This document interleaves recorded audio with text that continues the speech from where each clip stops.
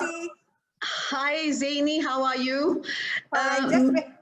Just waiting for Salim and Madhu to come. They're on their way, but I thought I'll start. Okay. May I ask everybody to mute themselves, please? Okay. Or I think the host will mute them, but keep the video on. Okay. All right. Thank you. How many people have we got now? 28. It's good. Can I start?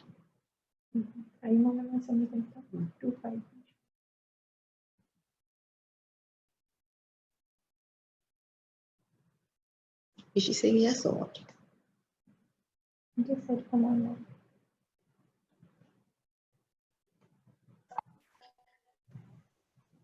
Hi, Ms. Roxana, welcome.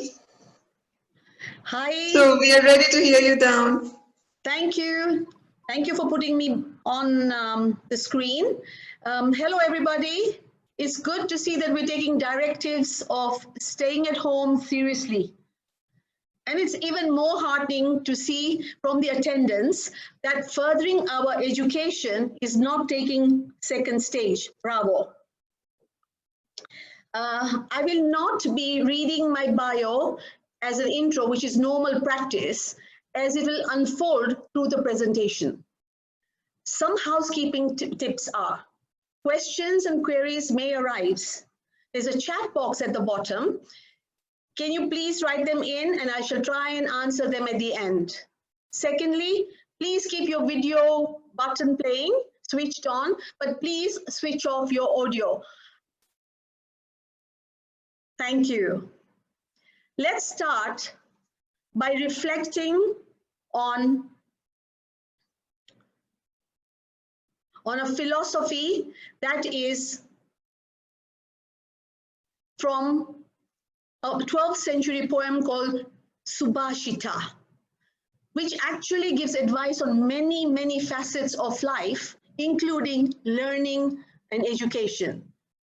It says, a little learning comes from the teacher, but more is attained from your own study. A lot from the peer group, but the most comes from your experience over time. So whilst I will try and give advice or learning tips, remember that this will only be a part of the learning that will come from your own experiences over time. Remember to take your failures, your setbacks as stepping stones of learning so we can reach the top and indeed stay at the top. To commence with this learning, I will begin by giving you a graphic example of my youth. When I was 8 or 9, I loved preening in front of the mirror. Now, of course, with these wrinkles, the practice has lessened a little. I would stand in front of the mirror and shout, "I believe in me." And then I would ask that mirror, "Do you believe in me?" I would not get an answer, but it did not faze me. This morning, as I got ready to meet you all, I said to my reflection again, "Do you believe in me?" I knew I wasn't going to get an answer, but I still continued. "Do you believe that I can stand up fearlessly and talk to an empty screen today?" This exercise has positively charged me, and I'm totally confident despite a response of silence from the mirror. So I'm going to ask you guys the question. Hey, attendees of this webinar, do you believe in me? It's unimportant if you reply or not. My reflection in the mirror told me, I believe in myself. I can do anything. I can be anything. I can create anything. I can dream anything, and I can become anything. So, ladies and gentlemen, it's my pleasure to be addressing you all today at this modern way of learning, and I start by asking, do you believe in yourselves? As budding entrepreneurs, budding leaders, budding people of society, we must believe in ourselves and our vision. Now, Dr. Sanjay Bhattacharya asked me, of the Capital School, asked me to talk about my vocation and along the way, give some learning from my business career. How to maintain success and remain at the top. This is a difficult task. To talk about 30 years or so in 30 minutes, well, my journey has been very exciting.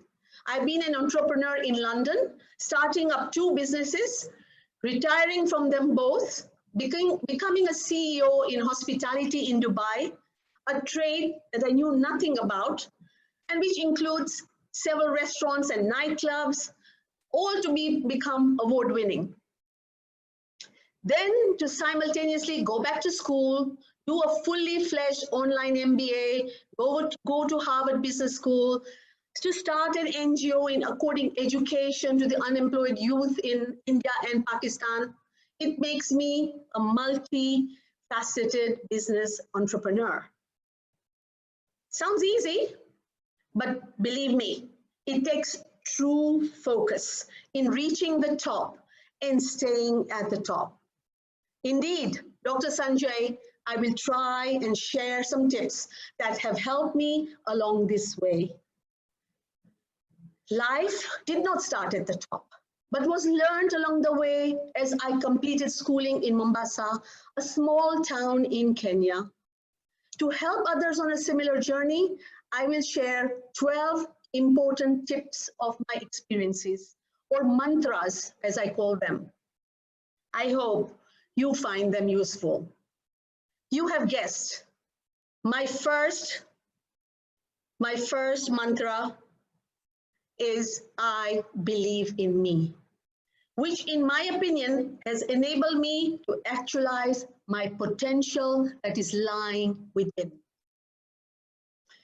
Wherever you come from, Mombasa, Dubai, Toronto, Mumbai, Islamabad, or London, we are all born with unlimited potential. Each one of us is born with 86,400 seconds in our 24-hour day. We must not waste any of those valuable seconds. It is time given for us to actualize our potential. Put into practice the first mantra, believe in me, right away. Become more confident to go to the top of whatever is your vision or vocation in life. At this juncture, I would like to give a small confidence booster for women in the audience. Yes, women have always been at a disadvantage. Even Melinda Gates has said it will take 208 years for women to become equal to men. Perhaps she's right. But should we sit back and agree with her? If I can make waves in a man's world, then I believe every woman can. Today, in this very fast-moving world, in the techno age, we are at a greater advantage than when I started my life in Mombasa as a female. We're fortunate to be living in a country where our leaders encourage females to progress, where our Vice President, ruler of Dubai, His Highness Sheikh Mohammed bin Rashid Al Maktoum, calls women the soul and spirit of the country. So for the ladies in the audience, remember, we are the spirit of our country. Let's believe in ourselves. Let's learn to actualize our potential, and let's become good leaders and great entrepreneurs that the world is waiting for. Now for the second mantra. Very important. Don't be embarrassed. Don't be shy. Think of someone who has made it to the top. Somebody who enthuses you, someone you would like to learn from. Model yourself on that role model. I wish when I was growing up and when I rebelled with my father for not wanting to be a doctor or an accountant or a lawyer, oh my God, that's what all our parents wanted, that there had been access to the internet or initiatives to guide me in the right direction. Instead, I was lured by this lady, a beautiful lady, I must say, to become like her. But what happened? I started missing school during my O levels at 16 as I started to model local fashions. If only I would have had a stronger role model, like maybe Coco Chanel. Rather than modeling, I would have had a makeup Chanel house or something, or Ratan Tata or Azim Premji, or close to home, Her Excellency Reem Al Hashimi playing a vital role for the Expo 2020. If I had only modeled myself on their successes, their pitfalls, and how they picked up themselves to excel, I would have been at the top a lot faster. It was not meant to be. I took to the stage, I danced at local shows, I acted on stage. Not for long. My father found out and my creative side was not allowed to flower. I was sent off to London to take up boring accountancy. Alas, I had to fend for myself in a cold and grey foreign country of the United Kingdom and fight not only color prejudice, but sex discrimination, as I found that a brown girl was not to be taken seriously. But my mantra, I believe in me, stood by me as I got propelled from an accounts clerk to an asset ledger clerk to a director of Dunkin' Donuts UK at the age of 21. Soon, the local operations got sold to an Englishman, Brian Perry. He was impressed with my mantra, which translated into my strong will, my acumen, and my confidence. Although really trembling, not knowing if I could deliver, I accepted to become Brian's advisor and financial controller as I set for my ACCA exams. I secured his trust. I built on my integrity, built a partnership with this person that I barely knew. Brian took me to the highest rungs in his business, and as I graduated, he set me to become an entrepreneur. With support of my husband and my sister and Allah's mercy, by the age of 30, I had my own factory and autonomy in manufacturing donuts for distribution around central London to all the fine stores like Harrods and Selfridges. I don't know whether people know about these stores in London, but they're famous. The British train stations, airlines, etc. This takes me to the next mantra. Hard work is key. I used to wake up at 4 o'clock in the morning to check if the deliveries are being made on time. I used to sleep at midnight to see that the production for the next day's deliveries were being made correctly.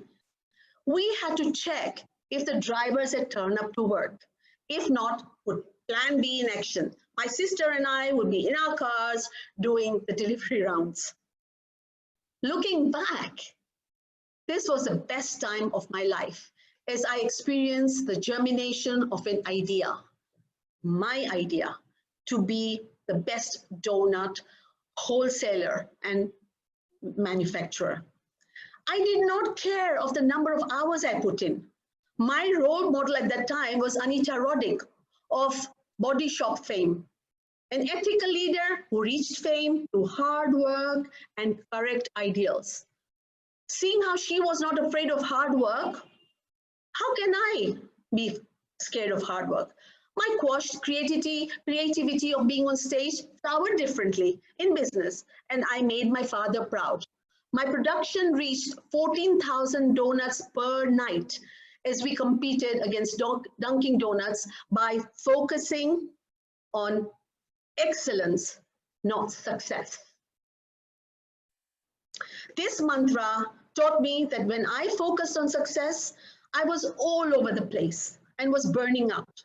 But focusing on excellence in achieving my vision, I attained sustained success.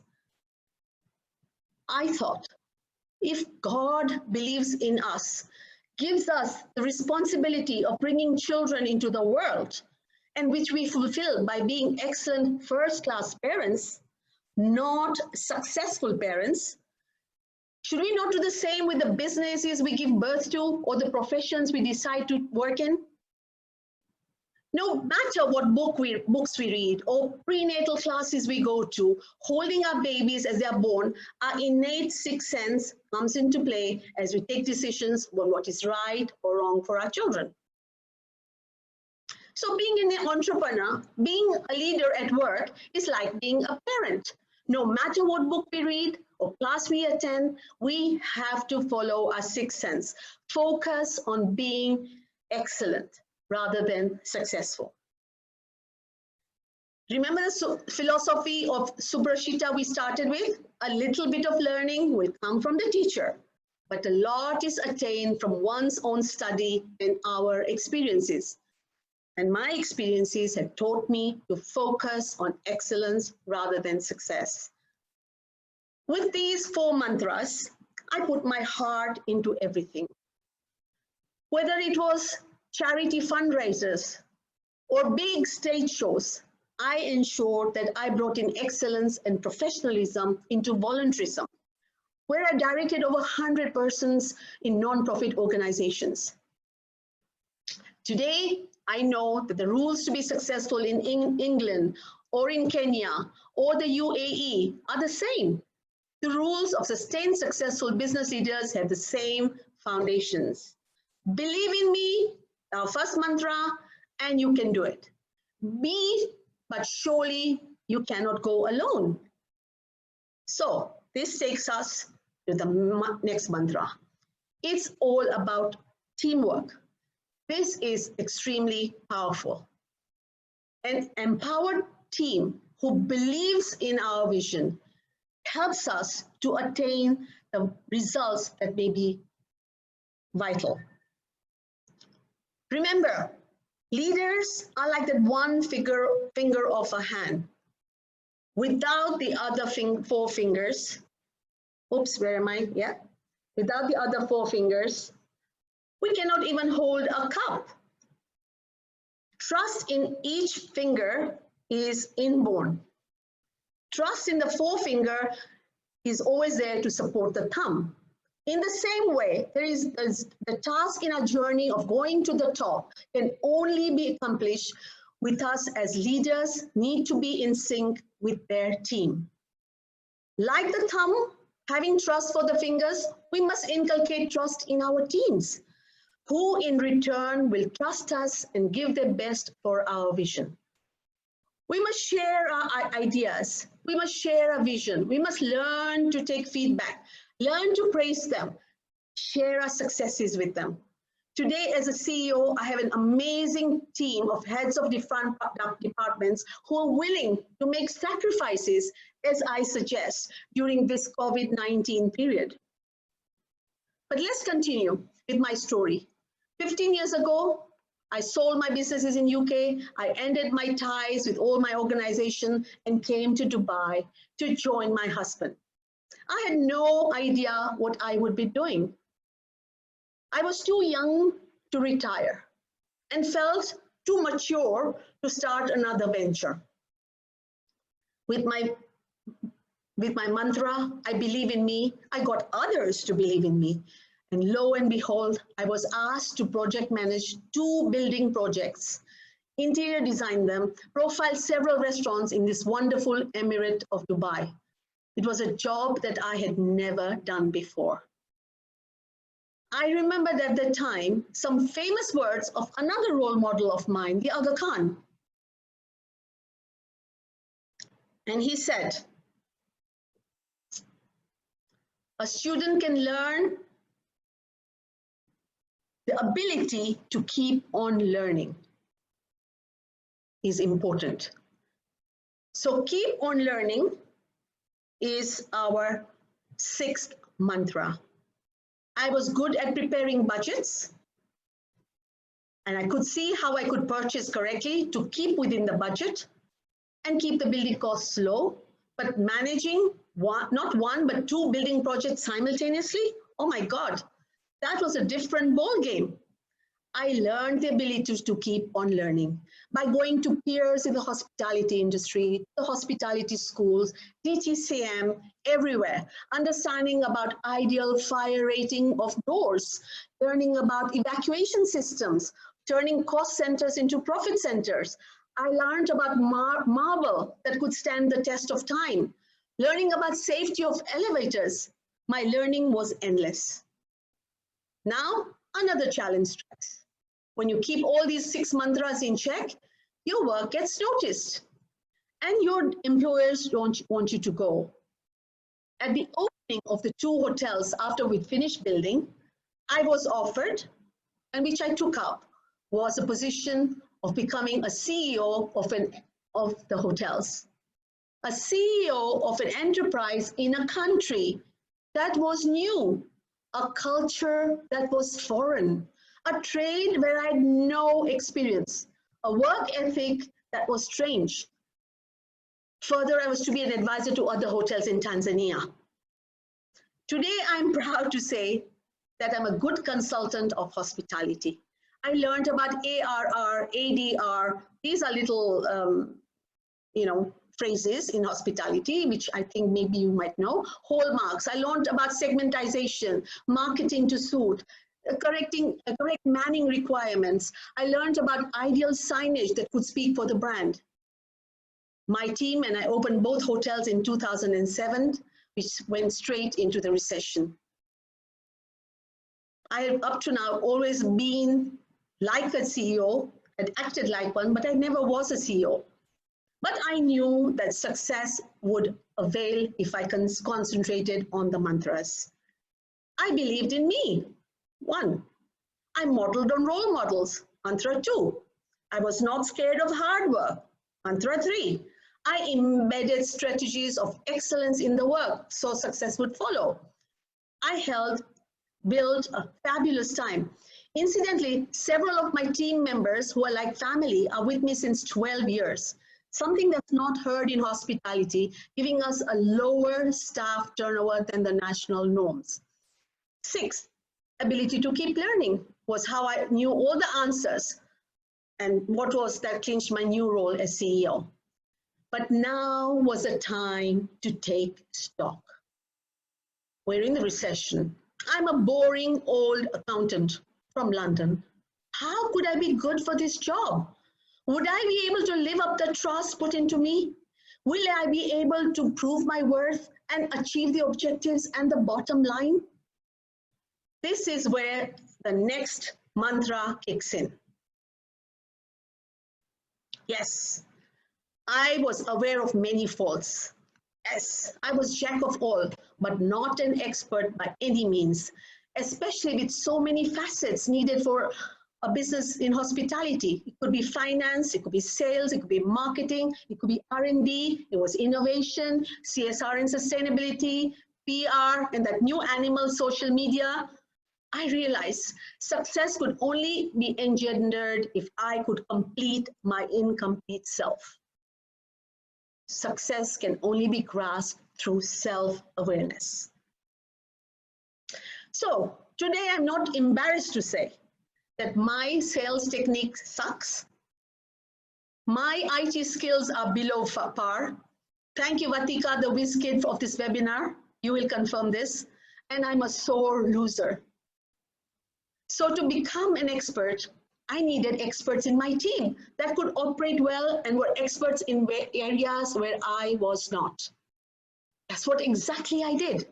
I hired a better finance officer than me. I was not embarrassed to say so, as I did not have time to write budgets. I hired a superb HR manager so she could learn the regulations of UAE, a yuppie marketing officer, so social media drives, public relations would be managed correctly, and a director of sales who could close the deals that I could not.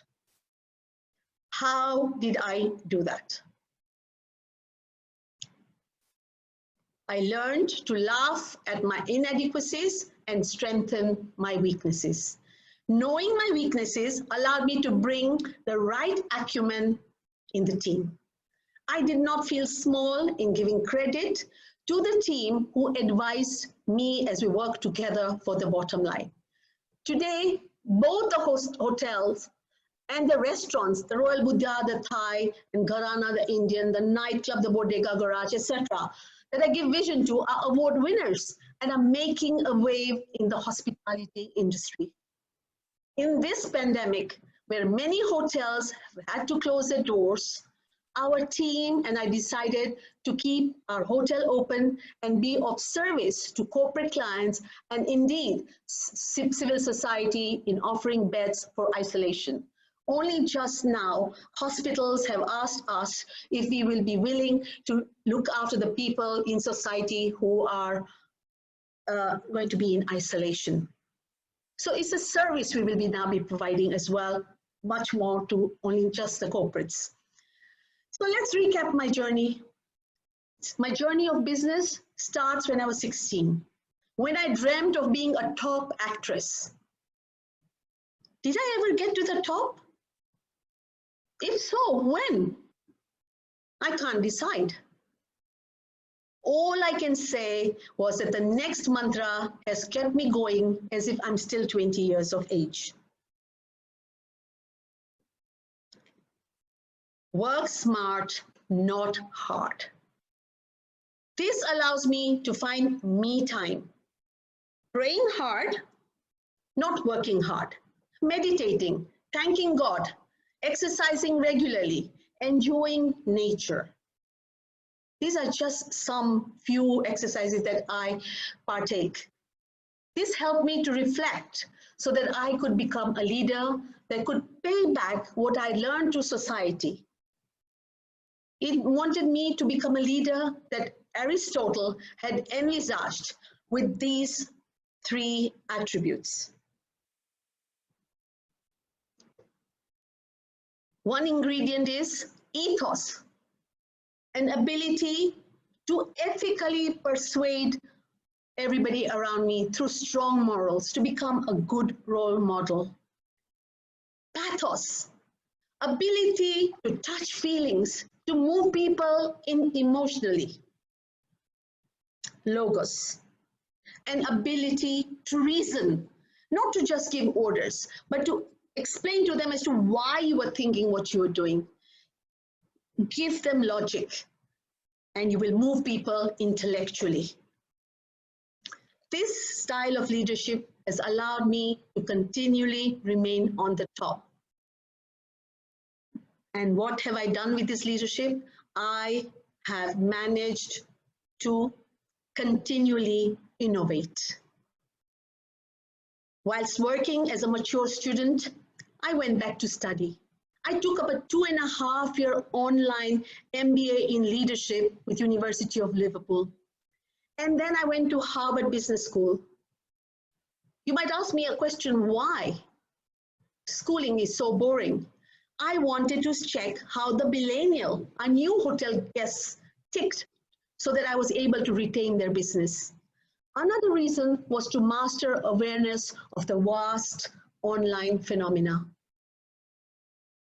Along the way, I attained several awards, several accolades. I learned newer knowledge on the environment. I became a partner with United Nations World Food Programme. And my team has been able to raise funds to feed over 430,000 hungry children in the world with UNWFP. I learned people skills, emotional intelligence, and learned that as women, to learn not to be sensitive, not to listen to negativity, and to discard toxic people from our lives. This was an important realization that came in. If people stop clapping when you win, discard them. Keep them as friends, but do not waste your energy on them, because they may not be believing in your success. So discard people who you feel have no good energies for you. Finally, my 12th mantra. Let's not ever forget this one. Humility in success. Remember, it's not my success. it was what was meant for us. It was actually maybe willed for us. Let's remain humble. We will always remember, by doing that, you will remember that I believe in me. I have the power. Let's unleash it. I have the potential. Let's actualize it. Don't waste this hour of learning today. Learn from it. But remember, with this, it's God's will as well. But I know we will be able to work with God to be able to reach to the top. Why? Because I believe in me, because I can do anything. I can be anything. I can create anything. I can dream anything. I can become anything. Finally, let's not concentrate on becoming an envy through material and branded gear. No point in showing a Fendi bag or a Ferragamo tie. It's only a temporary rush of joy. And for the final quote, which is mine, it's not what's inside, it's not what's outside that's important, but what's inside that will take you to the top. I wish you all a very successful journey to the top. Thank you so much. Thank you, Capital College. Thank you, Dr. Sanjay Bateja, for giving me this chance to speak. Thank you. Is there any questions, Vatika? I haven't been looking. Sure. Thank you, Ms. Roxana, for being today with us. It was quite insightful and highly motivating to hear you speak. And to be very honest, there are a lot of takeaways, especially when it comes to me, because I could so relate myself to this theme of yours, you know. Of course, you know, you have also reminded me of my favorite author, The Alchemist, again, where Yes. all the universe is inspiring you to act, you know, in your favor. But then again, the first mantra, as you rightly said, is believe in yourself and not let anybody talk to you in a manner of not believing on yourself as well, you know. So there are a lot of forces acting around us, you know, who just, you know, tries to make us feel that, okay, you know, you're not worth it. But again, as you said rightly, like, you deserve it, you are worth it, and you're in the right place. If something that's not happening as per you, probably it's not just the way, you know, it was supposed to, meant to be with you. So on this note, I would like to call for an ice-breaking session with all the participants, you know, throwing up your thoughts, having a brainstorming with Ms. Roxana, like, you know, just expressing and releasing your energies out on this forum. Thank you, Vatika. I can see that you're a good listener. You're taking things on board, and I can see that you're going to rise a lot higher than where you are. Sorry, Dr. Bateja. She's going to go to high places. Yes, thank you. I look for, is there any questions anywhere? No, that means. Yeah, actually in the chat box, there are a couple of questions that's turning up. I'll read it out for you. Okay, I can't seem to see this question box for some reason. I don't see it, do I? That's the chat option, but never mind, I'll read them out loud. Okay. So this question comes from Dr. Sanjay Bateja. Roxana, how do you recommend we steer our companies during the COVID times? Oh my God, that's a difficult question. The way we're doing it is, you know, let's not take any decisions without talking to the teams.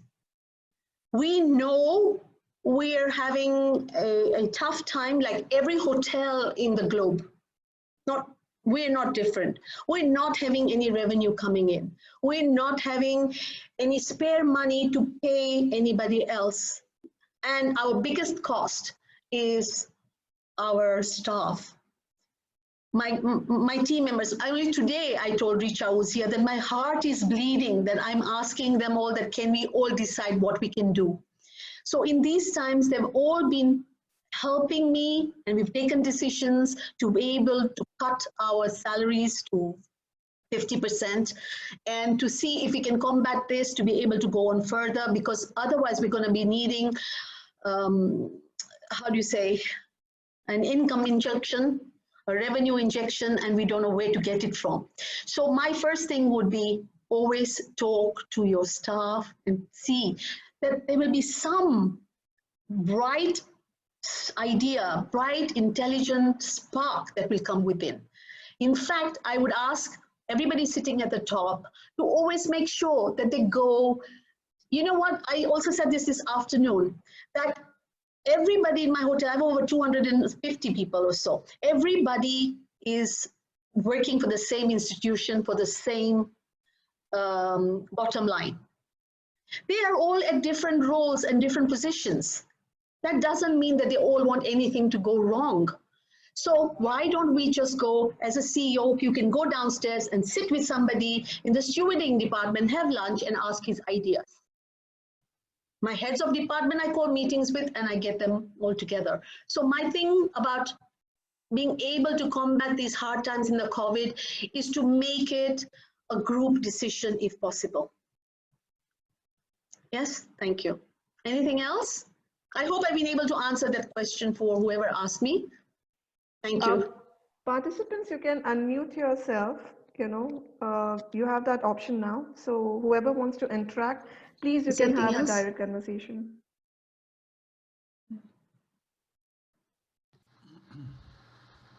Okay. Roxana, thank you very much for today.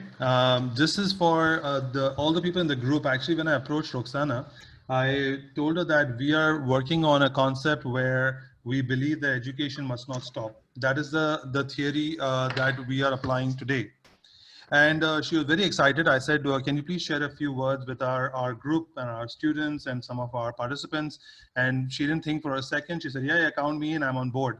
And this is the when you meet her in person, you will see what I mean. I think her personality is what you really call infectious and very warm. And thank you very much, Roxana, for bringing out all these points that you did.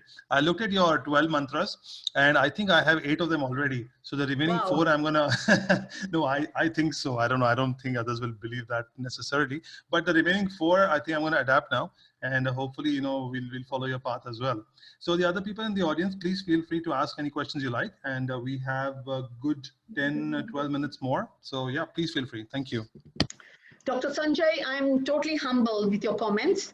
And I'm excited that you learned something else from me because I feel you're already at a very high level. And we can always keep learning, like we said, right? And we can get to a higher place. I remember Prophet Muhammad had said that if you have to keep on learning, and that was 1400 years ago, go up to China to get knowledge.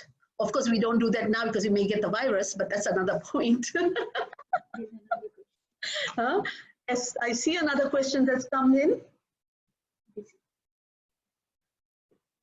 So there's another question by Ms. Bibi Zahra.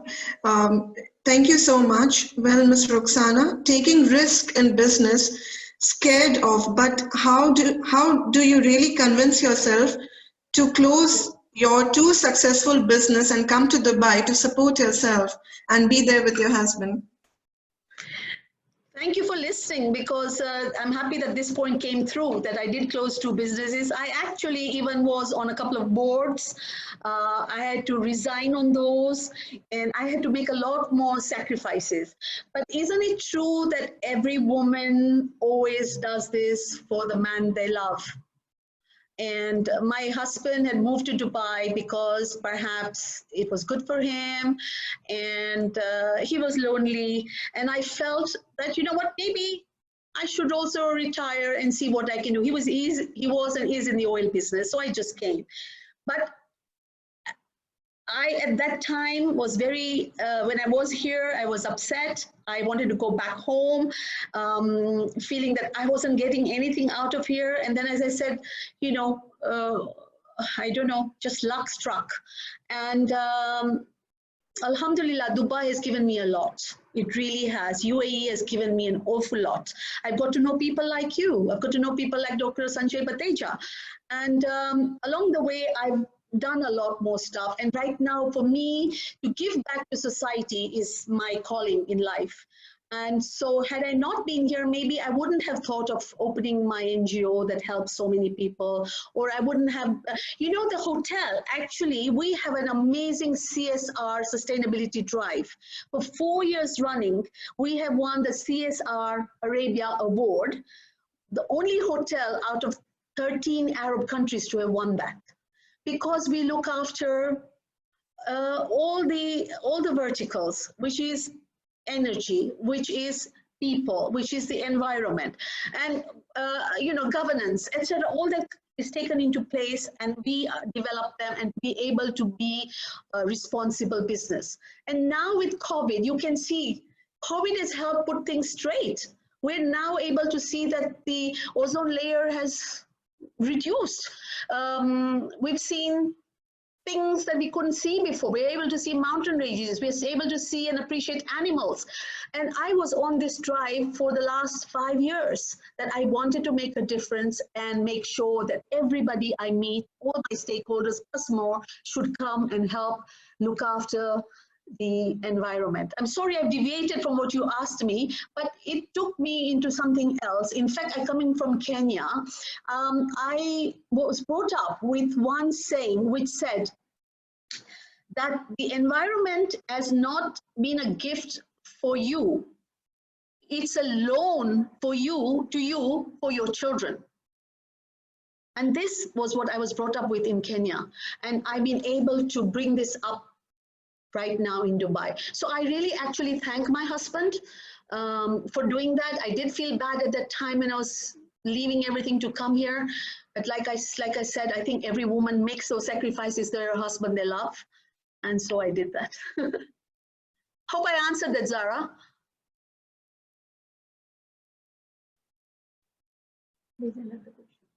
Another question? Yes, there is this Miss Mona Mirza who really enjoyed a comment when it comes to humility and success. And Okay. It's so true. Like, would you like to say something about that? What can I say about humility? Only yesterday, somebody sent me, like so many WhatsApps are going around. There was a musical thing about creativity, about two fingers playing, and they had a little, a mask on the corner, and they played a game, and between the two husband and wife with the fingers, and they were fell in as if they were in love. And somebody said, look at this amazing creativity we can come up with. And I was thinking, yes, we can come up with creativity. Only thing is when we start thinking that our creativity surpasses the creativity of Allah, that's when everything goes wrong. I think we have to be humble to see, yes, we've got this, and the intellect is only a facet of our faith. If we are able to promote this creativity and this learning, you are thinking with that about God. And therefore, when you do, you will become humble in everything you do and bring up. I'm very humble in the thought that if it wasn't for my staff, I don't think I would have reached anywhere. And I thank each one every day for being with me. They cannot understand that why I tell them not to stand up when I come in, because maybe it's a cultural thing from perhaps India and Pakistan that when the boss comes, they all have to stand up. And I says, but why? Stand up for God, not for me. Let's all sit down and work together. So humility for me is part of success. And if I didn't, then perhaps I'd be arrogant. I'd be working for my ego, and I wouldn't be the Aristotle's leader that I want to be. Yeah. Well said, Ms. Roxana. We have another question by Mr. Aryan. He says, as you said, ma'am. Aryan, he says, Aryan. as you said, ma'am, there might be few people who don't appreciate your success, so we should neglect them. But all know to that negatives are the most attractive. So how do you neglect those? I didn't say we neglect them. I say you negate them. Big difference. You still keep them as their friends. You still make sure that you do not say bye to anybody. But you know that when somebody is not doing this for your good, and you can feel the energy is not perhaps correct, neglect them. Don't talk about your successes to them, because they are not interested. Why do I talk about these successes? Because I want every other woman to do better than what I did. I'm not doing this because I want to blow my tom-tom. No, I want to make sure that each one in the audience can do what I did and better. You can rise to the top and be good. And today, by being here, for the simple fact that you've come to learn and you're asking these questions, I know it's people like you that I want to be able to help. I want your energies and I want to give my energy to you. But if there were loads of people who didn't come today, they didn't appreciate for me going in and doing what I'm doing, c'est la vie. Let's leave them. I'll tell you one very important thing. I used to be on a board in London where we were teaching nuances of religion. And we were told on the oath ceremony that you can only teach them up to such a time. But if there is any unreasonable people in that periphery, then walk away. You cannot talk to unreasonable people or people who have fixed minds and people who are spreading fake rumors, which is happening a lot today. Ignore them. That's what I'm trying to say. Maybe don't use the word negate, ignore them. Let them be there in your circle. Let them not feel that you don't want to be with them, but you don't need to make it even stronger. You don't want that strong bond with them. Does that help you, Arvind? Say yes or no, and I'll know. Thank you. Anything else? Dr. Badeja, I can see you're going to talk. No, I'm just going to say we have time for one more question. So if anyone has a question, please go ahead. Yes, ma'am. Thank you so much. It did help me a lot. My point was that actually what happens is there might be a few of them who are trying to just surpass you, as you said, and be in a competition with you. But what I point is they're on the point and they start faking rumors around. So even though, is it necessary to keep a bond with them? Okay. If anybody is spreading rumors about you, which perhaps only you know are wrong, don't waste your time trying to put them right. Do it through by being that role model. Be that role model, which is one of my mantras also, yeah? And when you are, people will realize that what you're made of. And it doesn't matter. You will be able to excel because you are you and you believe in you. He doesn't believe in himself, so he's trying to bring you down. I tell, when I do seminars like this for women, I tell them, you know who is the biggest enemy of a woman? Tell me. Woman herself. No, not herself, another woman. Okay? And I'll tell you why I say this. You know, what have women up to now been brought up to do? They've been always been put down by their families, by their husbands, by their fathers, whoever, culture. Okay? So they are already always subdued. They always are upset, maybe. And then suddenly there's this upstart like Roxana going up and growing up and whatever. What does this woman do? She will talk to my mother-in-law saying, Roxana, so my mother-in-law, so Roxana is doing good. This woman will say, very nice. Did she make a good biryani last Eid? Now she knows very well that maybe I don't have the time to make that biryani. Or she came home and I'd ordered it.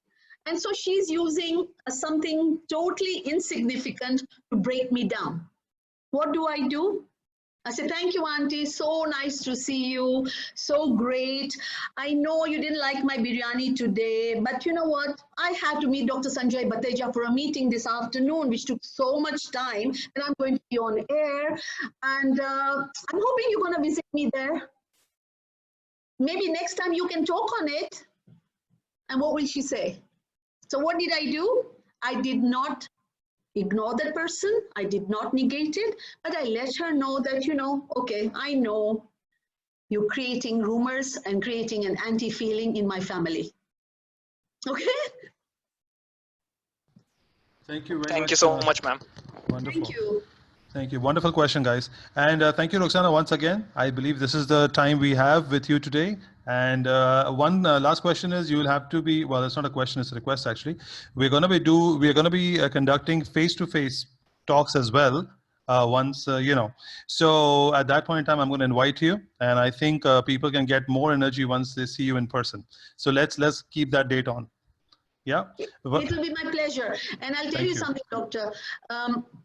My pet subject, besides what you told me to do today, and I did, is the ideal leadership style for the 21st century global leader. Maybe, I think the audience that I can see is young. They're all going to be in that rung. I'd like them to be able to take the right attributes of leadership. There are so many schools. Yes. My thesis is on that, and it's been quoted by a couple of universities. So why not your university students to take on board if that's possible? Okay. Yeah. Thank you so much once again. Thank you. Thank you so much. It's a pleasure to be here. Thank you all for coming and listening. And I look forward to meeting you all again. Please write to me if there's any more questions. I will answer them. I have a lot of time right now, I think, as you must all have. So let's see if I can try and do them quickly, okay? Thank you. Thank you. Bye. Thank you. Thank you.